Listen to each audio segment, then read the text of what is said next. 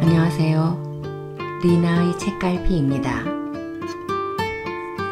오늘 준비한 책은 다산북스에서 펴낸 롬게임입니다. 지은이는 도리 클라크, 옮긴이는 김연정.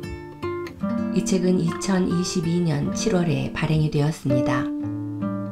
저자 도리 클라크가 롬게임을 시작한 이유는 비교적 성공한 삶을 살고 있었지만 다른 사람들이 요구하는 일들을 처리하느라 시간에 쫓기고 다른 사람과 나의 성과를 비교하며 닥친 일을 처리하다 헐레벌떡 바로 다음 일로 뛰어다니는 생활에 몸과 마음이 지쳐 진정으로 원하는 목표를 향해 천천히 걸어가기로 한 것입니다.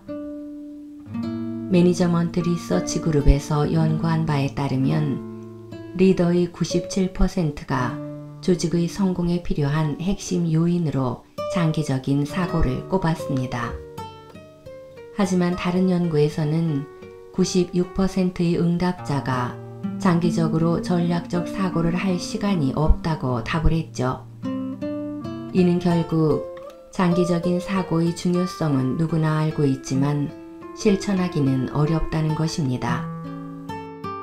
아마존 창립자 제프 베이조스 역시 장기적인 계획을 세우면 못 이룰 일이 없다고 말했는데요.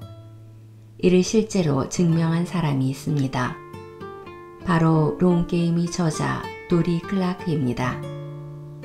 하버드, 스탠퍼드, 유펜 등 명문대 경영대학원 교수, 싱커스 50에 선정된 경영 컨설턴트, 마셜 골드스미스 리딩 글로벌 코치 어워드 1위를 수상한 커뮤니케이션 코치, 그래미상을 수상한 재즈 앨범 프로듀서, 토니상 수상작의 투자자, 다큐멘터리 감독, 수십억 대의 사업가 등 그녀의 이력은 한 사람이 이룬 성과라는 게 믿어지지 않을 만큼 화려합니다. 심지어 젊기까지 하죠. 그녀의 성공 비결은 아주 단순합니다. 장기적인 목표를 세우는 것입니다. 우리는 당장 성과를 내지 않으면 실패라는 꼬리표를 다는 단기적 사고나 압축 성장에 익숙한 시대에 살고 있습니다. 그래서 길게 보라거나 장기적인 목표를 세우라고 하는 말이 어렵게 느껴질 수 있습니다. 이에 대해 저자가 제시하는 방법은 간단합니다. 바쁜 일정 지우기, 관심 가는 것 찾기, 오래 해보기. 이 세 가지만으로도 우리의 인생이 바뀔 거라 단언합니다. 길게 생각하고 한 단계씩만 앞으로 나아가면 됩니다. 그냥 해보는 것, 오래 하는 것만으로도 우리가 불가능하다고 생각하는 대부분의 일은 이룰 수 있습니다. 그녀는 자신의 인생을 통해 그리고 그녀가 아는 모든 승리자들의 이야기를 통해 이 간단한 성공의 비밀을 전합니다. 내 인생에서 가장 중요한 것을 찾고 이를 이루기 위한 장기적인 계획을 세우고 달성하기까지 이 책은 3단계로 나누어 설명을 하는데요. 1단계에서는 성공한 삶으로 보이기 위해, 골치 아픈 생각에서 벗어나기 위해, 바쁨을 무의식적으로 받아들이는 현대인의 삶에서 탈피해 자신이 정말 원하는 일을 하기 위한 시간과 생각의 여백을 만드는 법을 알려줍니다.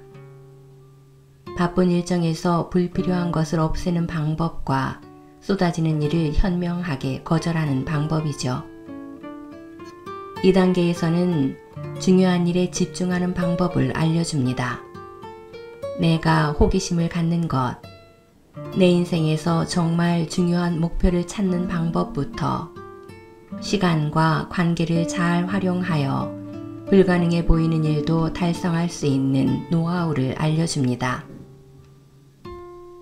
3단계에서는 롱게임에서 가장 중요한 지속하는 힘에 대해서 다룹니다.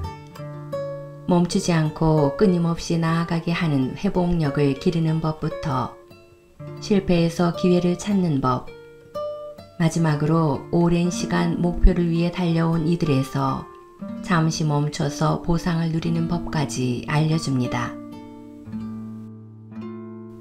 롱게임은 단기적인 성과에 연연하느라 불안하고 바쁜 일상에 지친 사람들에게 인생의 전환점이 될 꼭 필요한 책입니다. 잠시 책 속으로 들어가 보겠습니다. 여러분의 구독과 좋아요는 저에게 큰 힘이 됩니다. 지금 가장 많은 시간을 쏟는 일은 무엇인가? 흥미를 느끼는 대상을 찾는 좋은 방법 중 하나는 지금 하고 있는 일을 관찰하는 것이다. 내 인스타그램 피드가 예쁘게 찍은 음식 사진으로 가득 차 있다면 당신은 언젠가 음식 평론가가 되거나 케이터링 회사를 설립하거나 식료품 회사를 브랜딩하는 데 좋은 자질을 갖추고 있을 확률이 높다. 늘 팟캐스트를 듣고 친구들에게 새로운 팟캐스트 채널을 추천해주는 사람이라면 언젠가는 직접 나서서 업무용 팟캐스트를 만들거나 팟캐스트를 제작하는 회사의 일자리를 알아볼 수도 있다. 무엇이 당신의 관심을 끌고 붙잡아두는지 알아차리는 것이 중요하다. 여러 가지 일에 관심이 있더라도 괜찮다.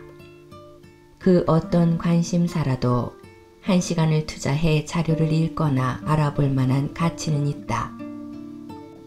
다만 최근 관심을 가진 일을 성급하게 삶의 목표로 만들지는 말자. 먼저 테스트를 해야 한다. 관심 있는 대상에 대해 더 많이 알아보자. 관련 분야의 책을 여러 권 읽거나 그 분야에서 일하는 사람과 인터뷰를 하거나 하루 종일 따라다니면서 일하는 모습을 지켜봐도 되냐고 물어볼 수도 있다. 다음엔 시간이 흘러도 관심이 유지되는지 지켜본다. 잠깐 스쳐가는 관심사를 걸러내고 반짝이는 물건 증후군의 유혹에 빠진 건 아닌지 확인하는 과정이다. 흥미를 갖는 대상이 여럿이라면 그들이 공통점을 찾아보자. 이것은 레베카 주커가 했던 일이기도 하다. 앞에서 그녀가 파리에 살고 싶은 마음을 깨달았던 이야기를 했다. 이후 그녀는 파리에서 이런저런 일을 하며 전전하며 살았다. 그리고 자신이 했던 다양한 일들 속에서 일정한 패턴을 발견했다. 영어를 가르쳤고 경영대학원에 지원하는 사람들을 도왔죠. 런던의 은행과 인터뷰를 앞두고 있는 사람의 인터뷰 연습을 돕기도 했어요. 발표력 코칭을 비롯해 이런저런 컨설팅을 하기도 했죠. 그러다 보니 제가 다른 사람이 성공하는 걸 돕는 일에 관심이 있다는 사실을 깨달았어요. 다시 직장인이 되었을 때 레베카는 인력 트레이닝 및 능력 개발 부서로 지원했다. 저를 찾아오는 분들은 모두 이 일과 관련된 문제를 해결하고 싶어 하는 분들이죠. 저는 이분들이 하는 이야기를 듣고 질문을 던져요. 자신을 행복하게 해주는 일이자 다른 사람에게 도움이 되는 능력을 깨달은 레베카는 임원 코치가 되고 싶었다. 그로부터 1년 뒤 그녀는 자신의 회사를 설립했다. 메릴 린치에서 증권 중개인으로 커리어를 시작한 콘스턴스 디에릭스도 호기심을 따라간 경우다.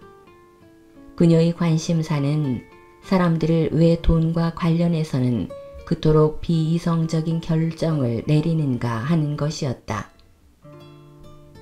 쌀 때 사고 비쌀 때 팔아라 라는 투자 원칙을 알고 있으면서도 똑똑한 사람들조차 종종 그 반대로 행동한다. 누가 봐도 거품이 낀 시장에서 욕심을 부리고 패닉에 빠져 내다 파는 어리석은 행동을 한다. 매주 서점에 가서 의사결정이나 심리학에 관한 책들을 몇 시간씩 읽었어요. 콘스턴스는 회사에서 고객들과 탄탄한 관계를 맺고 있다는 사실에 만족스러워하면서도 의사결정에 대한 관심의 끈을 놓을 수가 없었다. 결국 이 두 가지를 결합할 방법을 생각해냈다.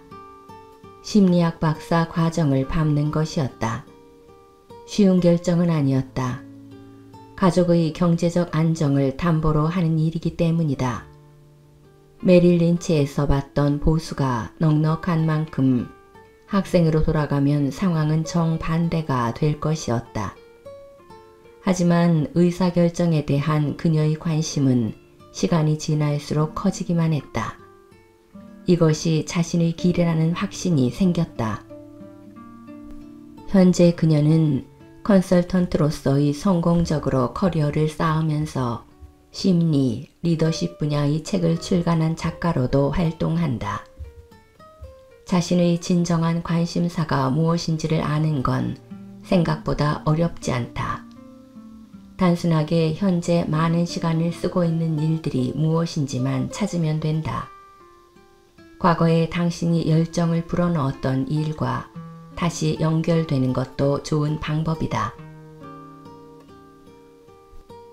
계획대로 되지 않을 때 성공이 하룻밤 사이에 이루어지지 않는다는 걸 모두 안다. 잘하고 있는 것처럼 보이는 사람이나 빨리 가는 것처럼 보이는 사람을 마주치면 내가 뭘 잘못하고 있는 건 아닌지 곱씹는다. 이성적으로는 중간에 헤매거나 실패할 수도 있고 출발부터 잘못됐을 수도 있다는 것을 알고 있다. 출판사 12곳에서 J.K. 롤링의 해리포터를 거절했던 것처럼 말이다. 그러나 실제로 우리에게 그런 일이 닥치리라는 것은 받아들이지 못한다는 게 문제다. 물론 나도 예외는 아니었다. 대학 시절 나는 뛰어난 학생이었다. 그리고 교수라는 직업을 동경했다. 종일 책을 읽고 생각하고 자신의 생각을 이야기하는 걸로 돈을 받다니 실로 멋진 직업이 아닌가. 그에 매료된 나는 학계에서 커리어를 키워나가기로 결심했다. 하버드 대학교 신학부 신학전공 석사 과정을 수료하고 박사 과정에 입학하기 전까지만 해도 성공할 수 있으리라 여겼다. 결과는 달랐다.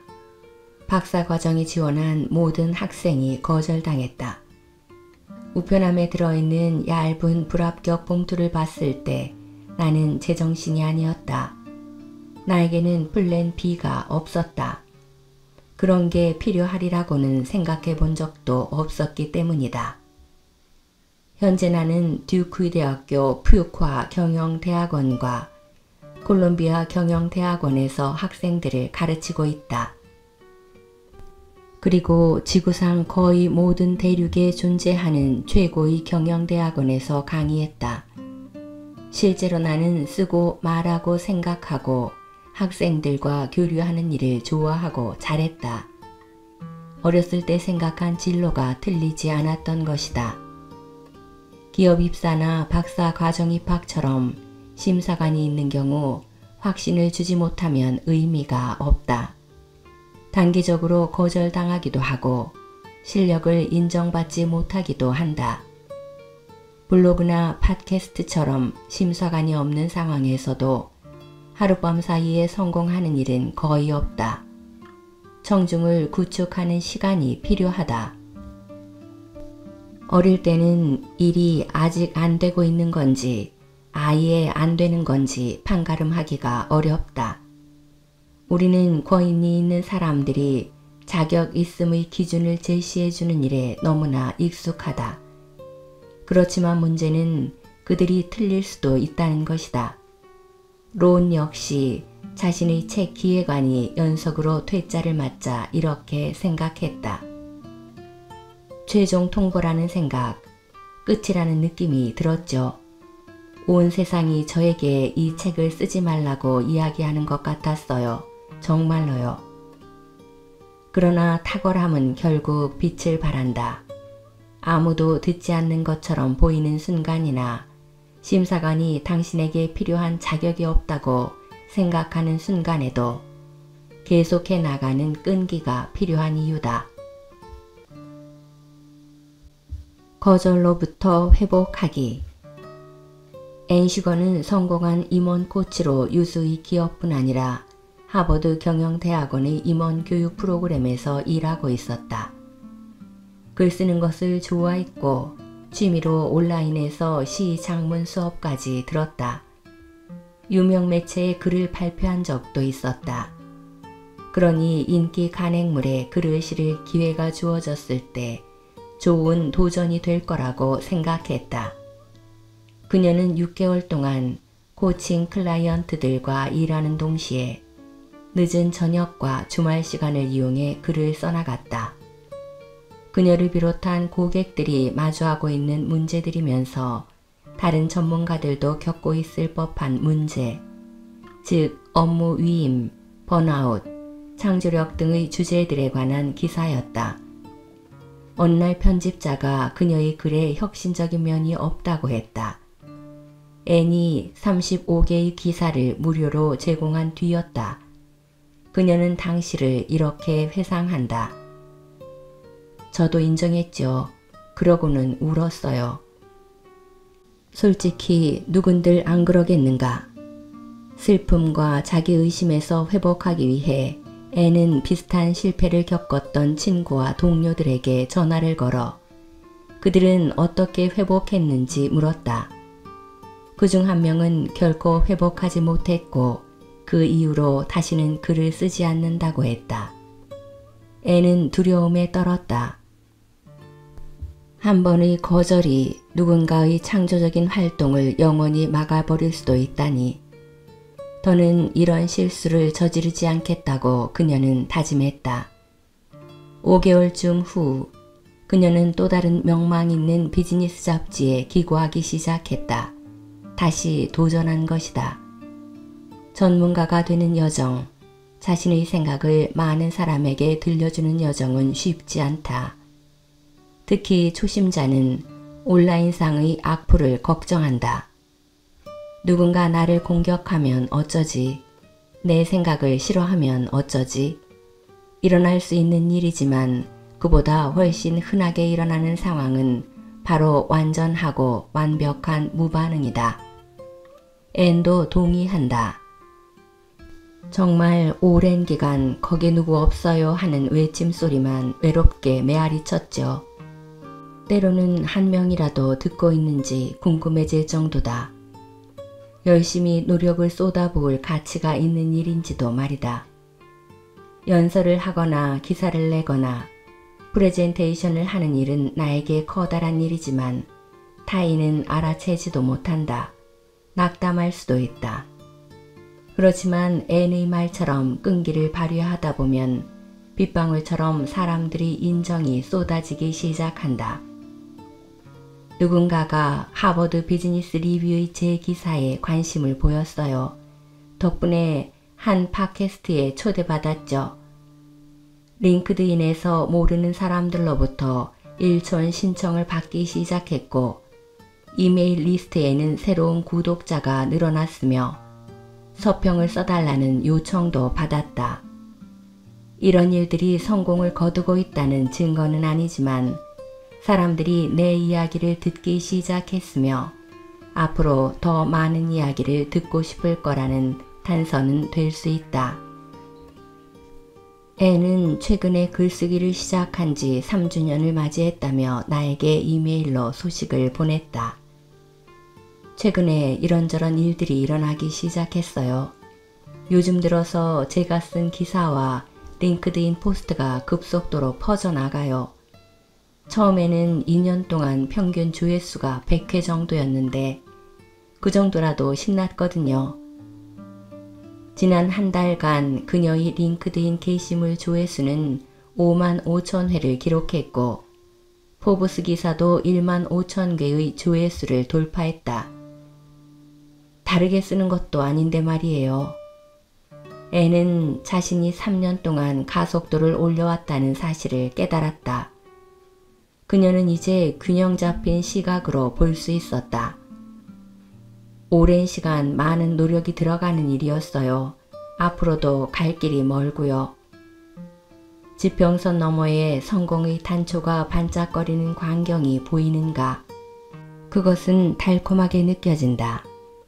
나는 공인된 전문가 프로그램 참석자들에게 최소 2, 3년간은 자신의 생각을 더 많은 사람들에게 공유하라고 한다. 그래야 결과가 나온다.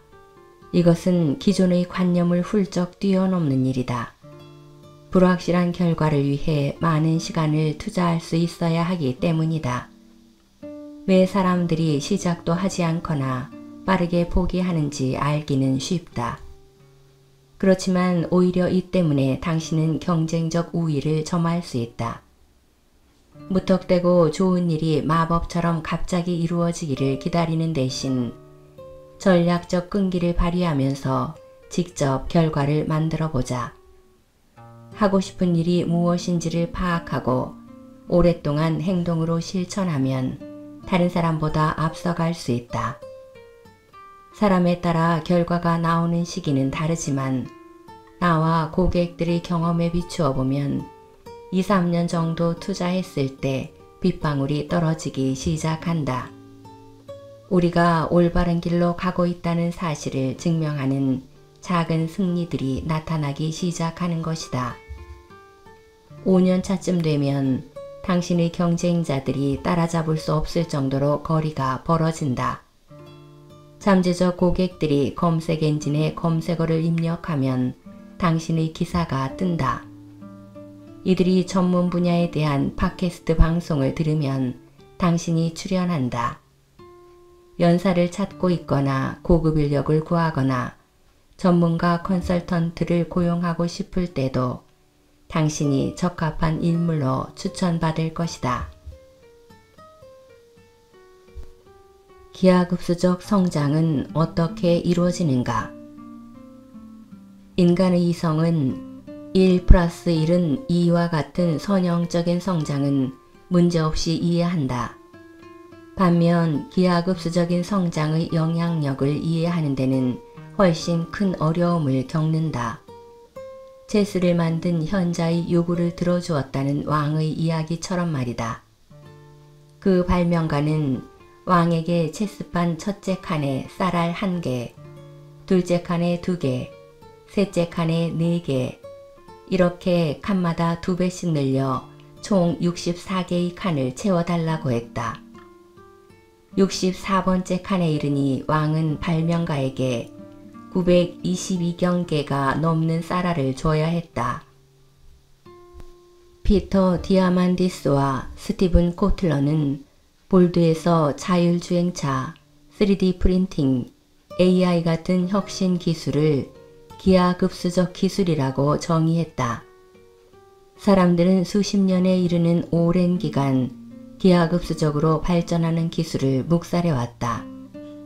과장됐다거나 비효율적이라는 이유를 들어서 말이다. 기술이 무르익으면 갑자기 대중들의 의식에 자리를 잡고 사람들을 놀라게 한다.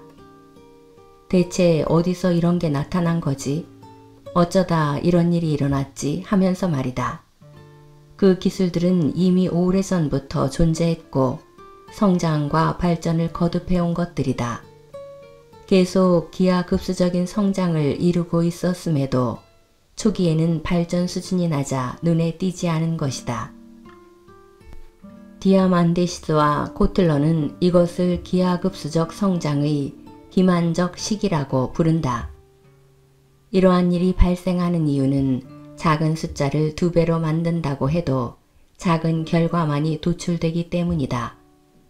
꾸준히 일하는 사람이 보여주는 선형적 성장과 같다고 오인받는다. 코닥이 최초로 출시한 디지털 카메라가 0.01메가픽셀이었다가 0.02로, 0.02에서 0.04로, 0.04에서 0.08로 발전한 것처럼 말이다. 잘 모르는 사람들에게 이러한 숫자는 0이나 매한가지다. 그렇지만 곧 거대한 변화가 일어난다. 정수 범위에 들어서면 즉 1, 2, 4, 8 순으로 증가하기 시작하면 20번만 해도 100만 배 넘게 성장하기 때문이다. 30번을 하면 10억 배의 발전이 이루어진다. 처음에는 별다른 차이가 보이지 않으나 갈수록 눈에 띄는 차이가 발생하는 것이다. 기술의 세계에서 일어나는 이 현상은 비즈니스 세계에서도 똑같이 적용된다.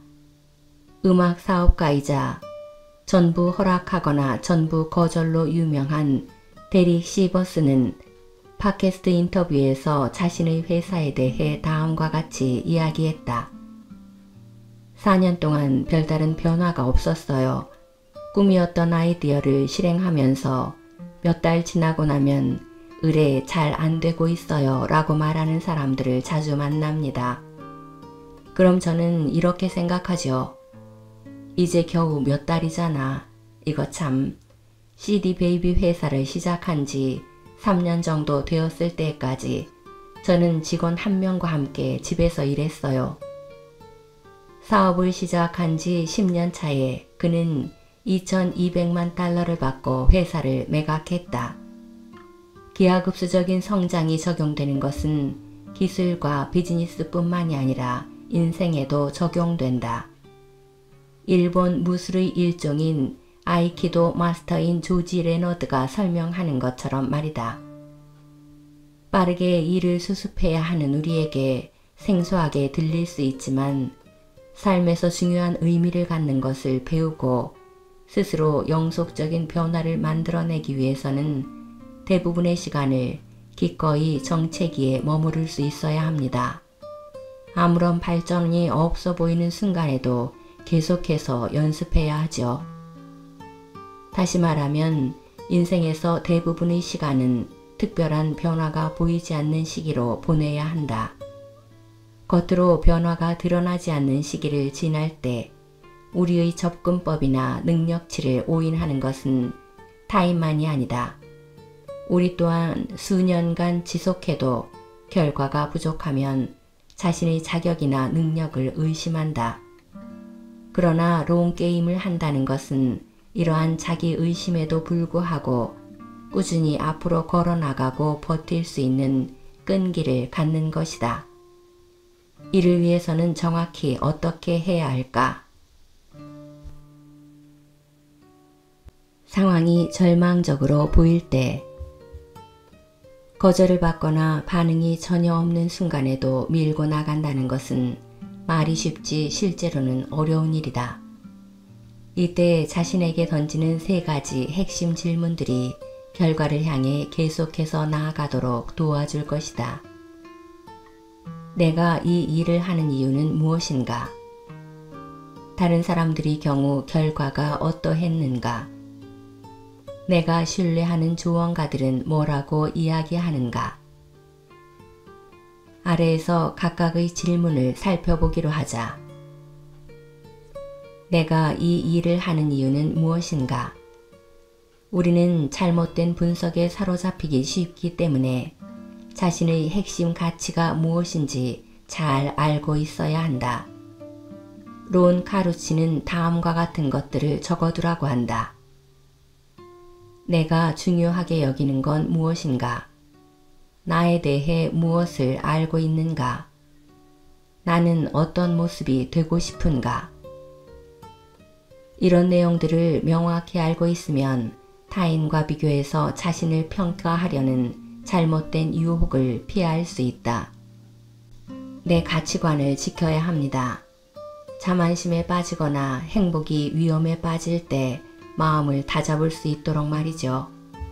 그러면 내 글이 거절됐네. 이번에 연사로 초대되지 못했네. 고객이 다른 곳을 찾아갔네.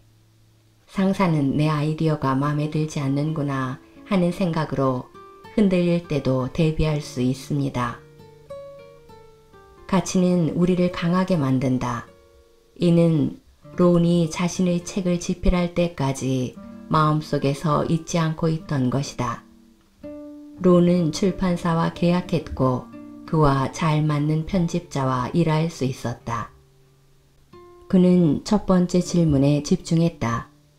그가 책을 쓰고 싶었던 이유는 어떻게 하면 비즈니스 세계를 더 나은 곳으로 만들 수 있는지, 어떤 업무 윤리를 가져야 하는지 말하고 싶었기 때문이었다. 저는 이 순간을 즐기는 법을 배우고 있습니다. 운이 좋아서 책을 낼 수 있었다는 사실과 더불어서 말이죠. 당신의 아이디어로 어떻게 사람들을 도울 수 있을지, 세상에서 어떤 사람이 되고 싶은지에 집중하면 상황을 훨씬 정확하게 바라볼 수 있다. 다른 사람들의 경우 결과가 어떠했는가? 당신은 성공하는데 무엇이 필요한지 정말로 알고 있는가? 대부분은 잘 모르기 때문에 과하게 높은 기대치를 가질 수 있다. 공인된 전문가, 커뮤니티를 통해 수백 명의 사람들을 만나면서 한 가지 공통점을 발견했다. 이들은 전략을 너무 자주 확인했다. 나도 그랬다. 생각만큼 결과가 빨리 나오지 않으면 초조해하며 집중을 하지 못하거나 집중할 대상을 바꾸고 싶어 했다. 팟캐스트를 시작해야 할까? 브이로그를 해야 하는 건지도 몰라. 내가 지금 빠뜨리고 있는 게 뭐지? 또 뭘 해야 좋을까? 그러나 자꾸 목표와의 거리를 재고 있으면 시간은 낭비되고 행동은 주춤한다. 전략적 손실이 발생하는 것이다. 충분한 시간을 들이지 않았기 때문에 어떠한 결과도 얻을 수 없는 상태에서 불안감만 증폭된다.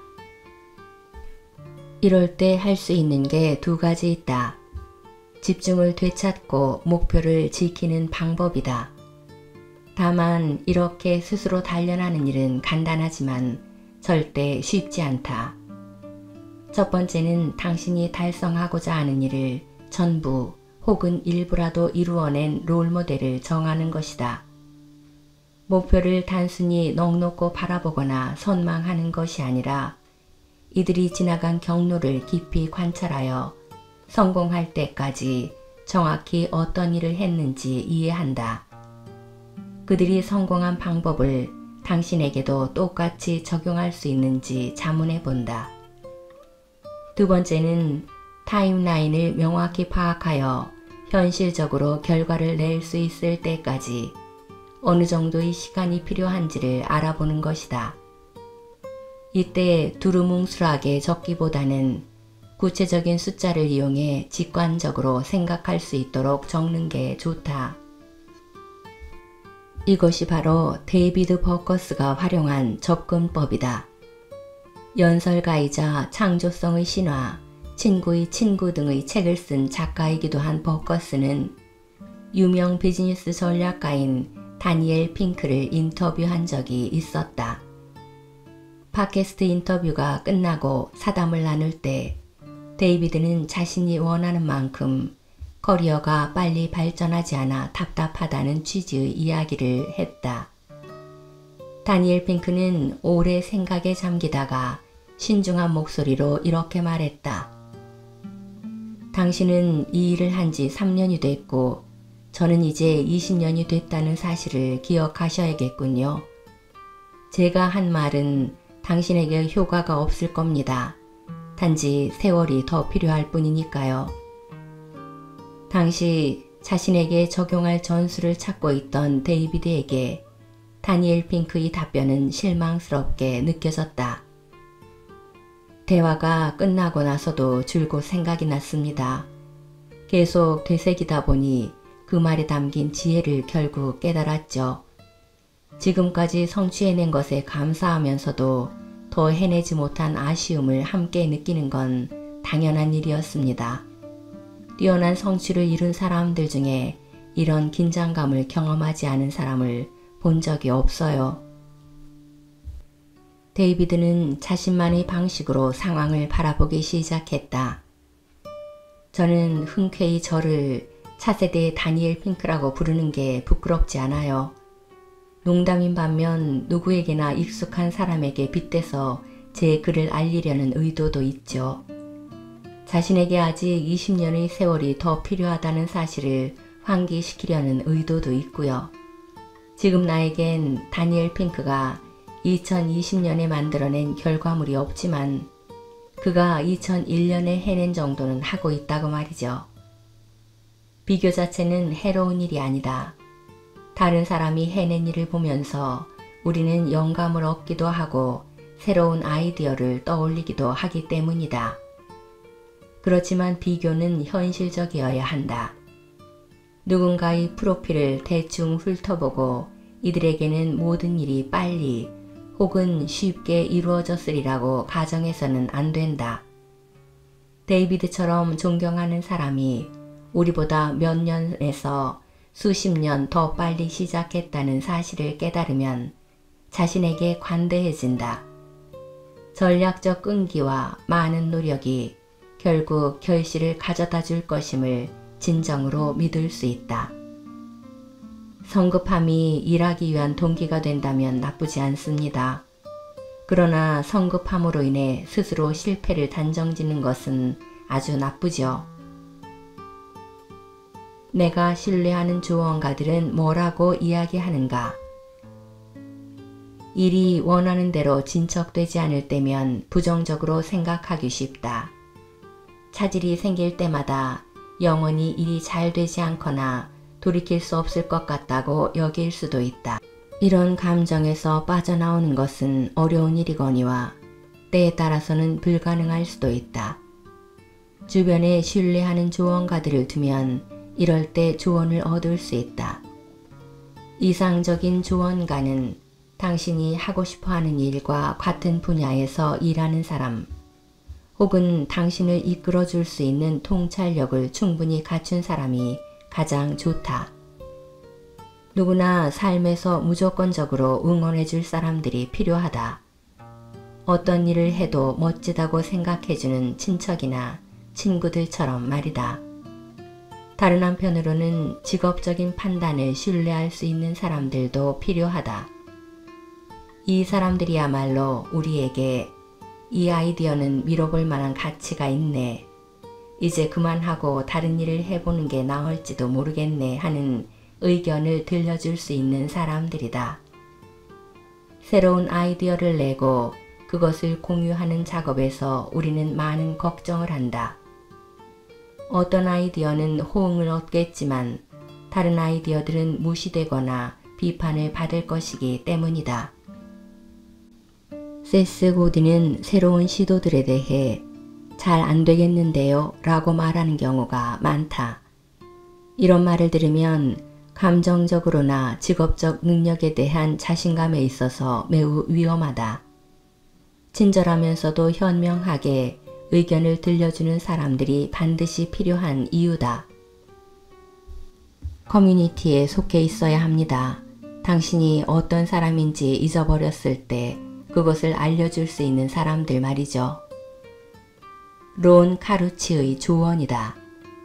믿을 수 있는 조언가들은 우리가 올바른 목표를 추구하고 있는지, 목표를 달성하기 위한 전략이 적절한지, 타임라인은 현실적인지 판가름하는 데 도움을 준다. 어떠한 상황에 처한 그 순간에는 혼자서 판단하기가 어렵기 때문이다. 우리에게 필요한 것은 적절한 시기에 피버팅하고 스스로를 재개발할 수 있는 능력이다. 그렇지만 이렇게 경로로 바꾼다는 것은 실패한다는 게 정확히 뭘 의미하는지 미리 충분히 고심해 봐야 한다는 뜻이기도 하다. 성공은 매일의 노력으로 비로소 완성된다. 1996년 여름, 대학교 4학년으로 넘어가던 시절에 나는 전설적인 광고 에이전시 TBWA 샤이어데이에서 인턴십을 했다.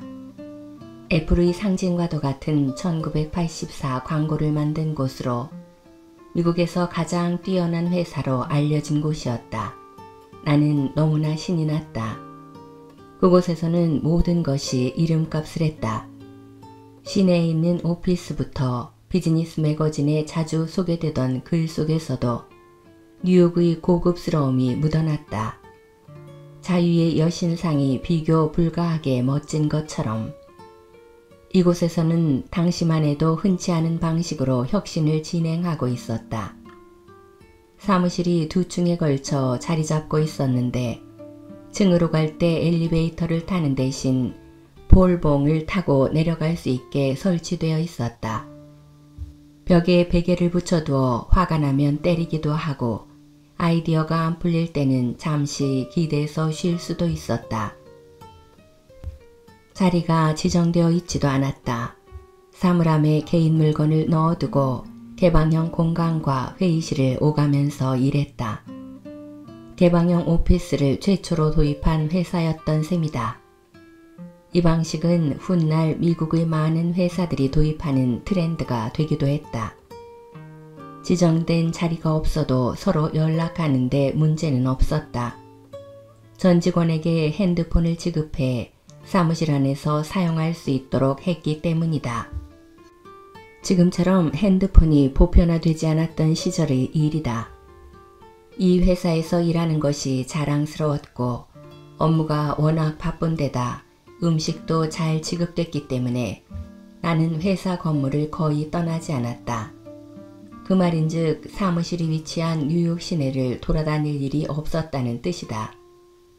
업무 시간이 끝나면 그 지역 일대는 적막해졌기 때문에 구경할 것이 별로 없기도 했다. 약 20년이 지나 뉴욕으로 이사를 갔다. 물론 인턴 시절 이후로도 뉴욕을 방문한 적이 있었지만 오랜 기간 머문 적은 없었다. 그래서 집을 알아볼 때 뉴욕에 사는 친구와 동료들에게 이메일을 보냈다.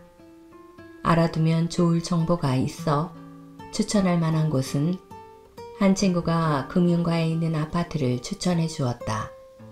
9.11 테러 이후 동네가 완전히 바뀌었다고 했다. 여전히 사옥이 많이 들어선 곳이었지만 콘도로 전환해 임대형 건물을 만드는 작업이 폭발적으로 늘고 있었다. 놀라울 정도로 주택가로 바뀐 것이다. 친구가 추천해준 아파트는 완벽해 보였다. 지어진 지 10년이 안 됐고 현대적이었으며 관리도 잘 되어 있었고 지하철역과도 아주 가까웠다. 운동시설과 루프탑 공간도 있었다. 마음에 쏙 들었다. 몇 주 뒤 그 아파트로 이사를 간 나는 동네를 탐방하다가 예상치 못한 것을 발견했다. 외벽의 유리가 청록색으로 반짝이는 해안가의 높은 빌딩이었다. 그렇다.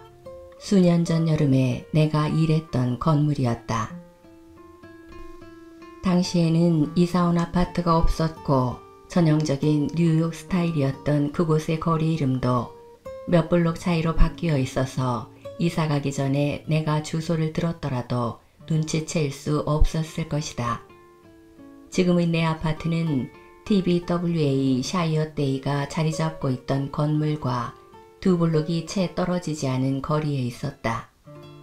물론 이것은 우연이었다. 친구의 추천으로 아파트를 골랐고 동네 인구 구성도 뜻밖의 국가적 비극을 겪은 후 바뀌어 있었다. 뉴욕은 큰 도시다. 830만 인구가 780여 제곱킬로미터에 걸쳐 생활하고 있다. 나는 이것을 하나의 신호로 여기기로 했다.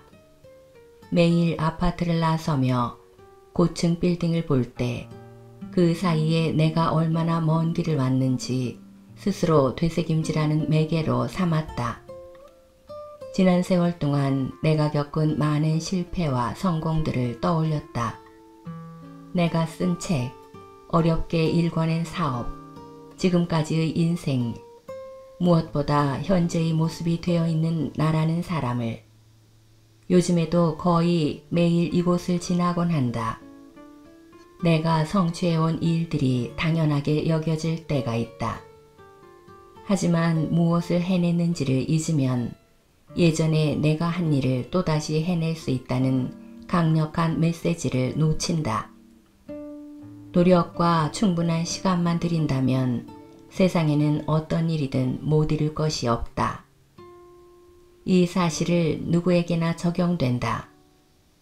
캐나다 출신의 임원이자 공인된 전문가, 커뮤니티의 일원인 서멘사 파울즈가 들려준 말이다. 5년 전쯤 저는 결심했죠. 은퇴하면 멋진 동네에 있는 호숫가의 오두막에 살면서 파트타임으로 코칭 일을 하겠다고요. 20년 뒤의 꿈이지만 지금 시작해야 단단한 토대를 만들 수 있겠다고 생각했어요. 그렇게 해서 3년 전에 전문 코치 직함을 받았죠. 지금은 낮에는 직장에 다니면서 나머지 시간을 이용해 고객을 유치하고 있어요. 서멘사와 달리 대부분의 사람들은 그렇게까지 멀리 계획하지 않는다. 당장 무언가 이루어지기를 바라고 즉시 이루어지지 않으면 화를 내거나 혼란에 빠진다. 그렇지만 좋은 일들은 미리 계획하고 그에 걸맞은 노력을 했을 때만 우리에게 찾아온다. 지금은 당장 가족, 친구, 소셜미디어나 피드에서 얻는 가시적인 칭찬들에 더 마음이 끌릴 것이다. 안정적인 직업, 해변에서의 휴가, 멋있는 새 차 같은 것들 말이다. 이런 흐름은 휩쓸려 가기도 쉽다. 천천히 해나가는 일, 어렵고 비가시적인 일에 대해서는 누구도 당신을 인정해주지 않기 때문이다. 예를 들어 땀 흘려 책 원고를 쓰는 일, 동료의 부탁을 들어주는 일, 뉴스레터를 작성하는 일 등이 여기에 포함된다. 단기 목표에만 맞춰서 살면 장기적인 성공으로 이어지지 않는다. 어렵고 힘들고 거북스러운 일들을 오늘 기꺼이 해낼 줄 알아야 한다. 단기적인 관점에서는 별 의미가 없어 보이는 이런 일들이야말로 미래의 기하급수적인 성과를 가져다 주기 때문이다. 우리에게는 끈기가 필요하다. 결과가 있을 때까지 기다리는 수동적인 방식이 아니라 능동적이고 전략적인 끈기를 발휘해야 한다. 쉬운 길을 거부하고 의미 있는 일을 할 수 있도록 말이다. 당장 내일은 그 결과가 눈에 띄지 않을 것이다. 지금까지의 변화도 미미해 보일 것이다. 그러나 5년, 10년, 30년 뒤가 되면 눈부신 미래가 펼쳐질 것이다. 그때가 되면 조금씩 성장해온 시절을 떠올리며 스스로 일궈낸 일을 감사하게 여길 것이다. 큰 목표는 단기적인 관점에서는 불가능해 보인다. 하지만 작고 섬세한 단계들이 모이면 거의 모든 일이 가능해진다. 이 책의 유일한 목표는 왜 장기적으로 생각해야 하고 어떻게 행동해야 하는지를 보여주는 것이었다. 이제 나머지는 당신에게 달렸다.